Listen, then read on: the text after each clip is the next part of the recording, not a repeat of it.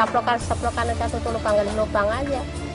Mikirnya ada uang terus, nah itu harta benda, itu mikirin harta benda terus. Enggak, cinta apapun enggak, kalau bisa dia harus belajar terus. Mama sanggup apa enggak? Kalau nggak sanggup jangan dipaksa-paksain. Semua manusia hidup pasti makan. Emang tergantung pendidikannya. Nah, tergantung pendidikan itu tergantung diri kita. Kamu sudah nggak berhasil, masa ini nggak berhasil? Jadi kalau benar-benar ini berhasil, berarti pemerintah sudah memperhatikan rakyat. Nggak ada sejarahnya pemerintah mikirin rakyat. Nggak ada. Maka daripada itu urusan ekonomi adalah urusan agama juga.